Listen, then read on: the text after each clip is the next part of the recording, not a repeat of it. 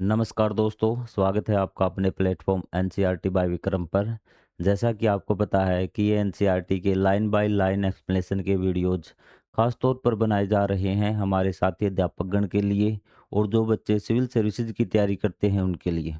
तो दोस्तों, हम जो ये अध्याय नंबर 2 पढ़ रहे थे क्लास 7 का, आपका अध्याय नंबर 2, तो मैं आशा करता हूँ कि आपने पिछले पार्ट ज़रूर देख लिए होंगे और यदि आपका कोई भी डाउट है तो आप कमेंट करके पूछ सकते हैं। इसके अलावा कई बच्चों के कमेंट आते हैं कि सर हम ये सब्जेक्ट कहाँ से पढ़ें? तो आप चैनल के इंट्रोडक्शन वीडियो पे जाइए या फिर प्लेलिस्ट का कोई भी पहला वीडियो देख लीजिए, उसके माध्यम से आपको पता लग जाएगा कि आपको अपनी कक्षा के सारे वीडियो कहाँ पे मिलेंगे। तो चलिए आज का जो लेक्चर है वो हम स्टार्ट करते हैं। तो मैं थोड़ा-सा आपको पिछला रिवाइज़ करवा देता हूँ कि उदासीनीकरण अभिक्रिया हम पढ़ रहे थे दैनिक जीवन में। उदासीनीकरण अभिक्रिया क्या होती है? उसमें आप क्या होते हैं? आपका एक अम्ल होता है, ठीक है? आप और अम्ल और जब हम अक्षार मिला देते हैं ना, तो क्या हो जाता है कि अम्ल आपका उदासीन हो जाता है। क्या हो जाता है? उदासीन। चाहे आप अम्ल में अक्षार मिला दीजिए तो उदासीन हो जाएगा, उसका इफ़ेक्ट मतलब अक्षार और अम्ल के दोनों के गुण खत्म हो जाएँगे। अब यहाँ पे एक उदाहरण दिया गया है आपको कि हमारे दैनिक जीवन में यह अभिक्रिया किस प्रकार से होती है। पहला उदाहरण आपको दिया था कि जो आपकी कीर्ति नाम की एक लड़की, उसको उसको एक मधुमक्खी लड़ गई या चींटी लड़ गई, तो आपको पता है कि वो दर्द क्यों होता है? क्योंकि उसमें क्या है, अम्ल होता है उसके डंक में भी। यदि हम अब अम्ल का इफ़ेक्ट हमें कम करना है, तो हम उस पे क्या लगा दें, अक्षार अगर हम लगा दें, तो वो क्या हो जाएगा, अम्ल का जो इफ़ेक्ट है, अम्ल के जो गुण-धर्म है, जो भी वो क्रिया करता है, वो खत्म हो जाएगा। तो क्या किया, तो उसकी त्वचा में बेकिंग सोडा लगा दिया। क्या लगा दिया? बेकिंग सोडा, मीठा सोडा जिसको आप बोलते हैं। तो उससे क्या होगा, अम्ल और अक्षार आपके हो गए, उदासीनीकरण अभिक्रिया हो जाएगी।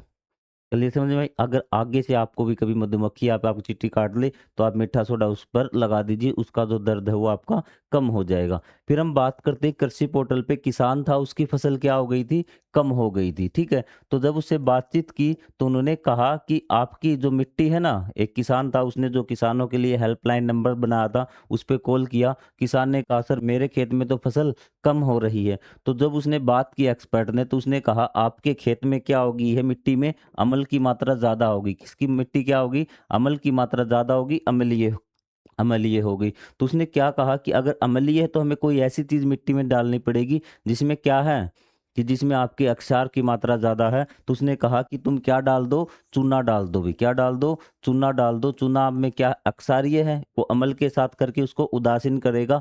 मिट्टी क्या होनी चाहिए? उदासीन होनी चाहिए।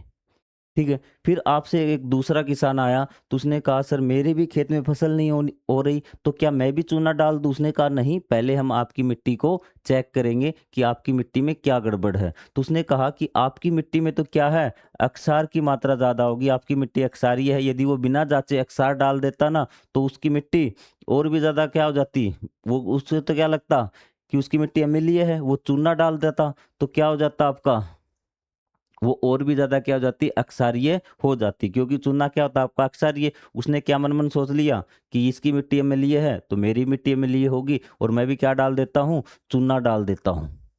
ठीक है, मिट्टी क्या थी आपकी, अम्लीय थी, और डाला क्या आपने, चूना।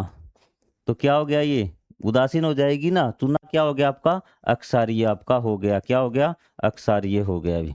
अब इसकी मिट्टी अक्षारीय थी, अब आप बताइए उसको क्या डालना पड़ेगा, उसे कोई ऐसी चीज डालनी पड़ेगी जिसमें क्या हो, अम्ल की मात्रा ज्यादा हो, तो वो केमिकल्स वगैरह यूज करेगा भी।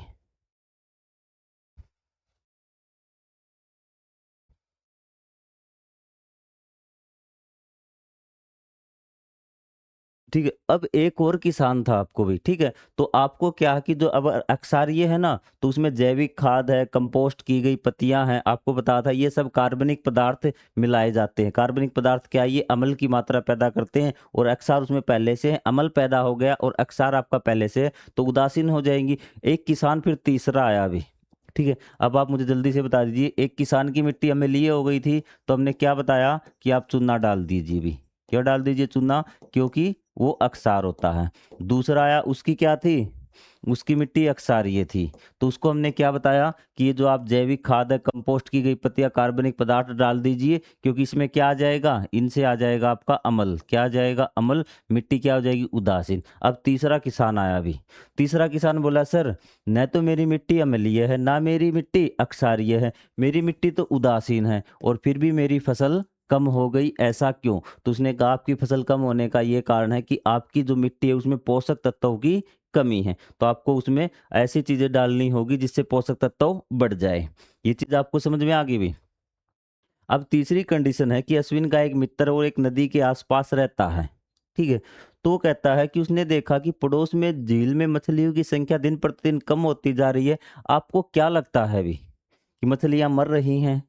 तो ऐसा, और उनकी जनसंख्या भी, उनकी संख्या कम हो सकती है। जनसंख्या तो आपकी मनुष्य की होती है, ठीक है। तो उनकी संख्या भी कम हो सकती है। उनका क्या कारण हो सकता है कि झील में कारखानों का अपशिष्ट छोड़ा जा रहा हो, कि उस झील में जो कारखाने लगे हैं पास में, उसका अपशिष्ट भी, उसके जो कूड़ा करकट है वो डाला जा रहा है। यदि कारखानों का अपशिष्ट अम्लीय प्रकृति का, तो झील में मछलियों के बचाने के लिए क्या किया जा सकता है भी। ठीक है। तो सबसे पहले देखिए कि वो जो कूड़ा करकट आ रहा है कारखाने से, जो पानी वगैरह आ रहा है, तो वो आपका तालाब में आ रहा है, उस झील में आ रहा है। तो हम क्या करें भी? तो ये आपका कारखाना है, इसका जो आ रहा है, इसमें आ रहा अमल। क्या आ रहा है, अमल। तो क्या समाधान है? और अमल जब इसमें आता है तो मछलियों को नुकसान पहुंचाता है। तो हम क्या समाधान करें? पहला समाधान तो ये हो सकता है कि इसको थोड़ा सा हम ट्रीट करें, और अमल ये आ रहा है ना, तो इसमें हम कोई अक्षारीय पदार्थ मिला दे भी। अमल और अक्षार मिलके क्या हो जाएंगे, ये उदासीन हो जाएगा, और ये फिर उदासीन होके आएगा, मछलियों को इतना ज्यादा इफेक्ट नहीं करेगा। कारखानों के अपशिष्ट को झील में छोड़ने से पहले उसमें अक्षारीय पदार्थ मिलाकर उसे उदासीन किया जा सकता है। अब क्या बता सकते हैं कि जब अश्विन और कीर्ति के श्वेत कागज पर द्रव छिड़का गया तो उस पर विज्ञान के अद्भुत जगत में आपका स्वागत है, ऐसा क्यों दिखाई दिया भी? क्या आपको संभावना यह भी लगती है कि छिड़काव के लिए हल्दी के विलयन और कागज पर लिखने के लिए साबुन के विलयन का प्रयोग किया गया होगा? तब देखिए, मैं उस कागज की बात बताता हूँ, स्टार्टिंग वाले की भी। ये आपका सफेद कागज था भी, यहाँ पे भी।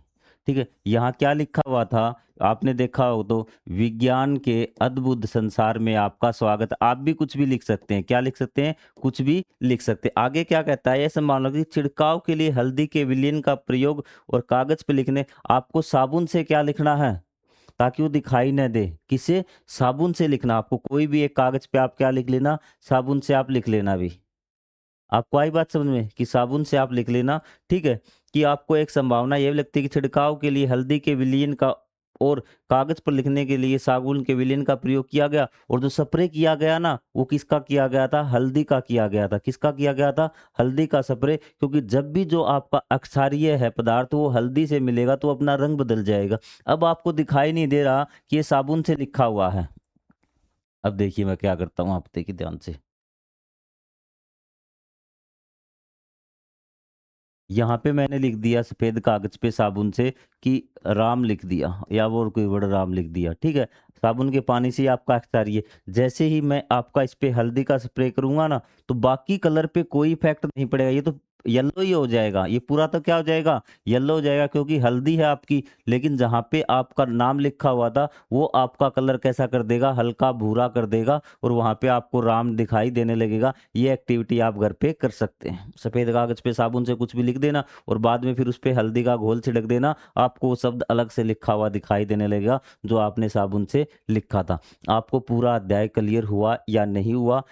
अब मैं एक वीडियो बनाऊँगा जिसमें आपको तुरंत एक ही वीडियो में पूरा अध्याय का रिवाइज़ करवा दूँगा। आपको बार-बार लाइन बाय लाइन पढ़ने की आवश्यकता नहीं होगी। तो मिलेंगे अगले पार्ट में। पिछले पार्ट में देखिए लाइट नहीं थी, लाइट चली गई थी, वरना मैं पिछले पार्ट में ही कंप्लीट करवा देता। ठीक है। इसलिए मुझे जल्दी से वो पार्ट एंड करना पड़ा, क्योंकि लाइट अगर जाती तो एकदम सारा सिस्टम बंद हो जाता, और फिर वो क्लास मुझे दोबारा लेनी पड़ती। इसलिए मैंने पिछली क्लास जल्दी में कंप्लीट की थी। तो मिलेंगे अगले अध्याय में, तब तक के लिए जय हिंद, जय Bharat. Thank you very much.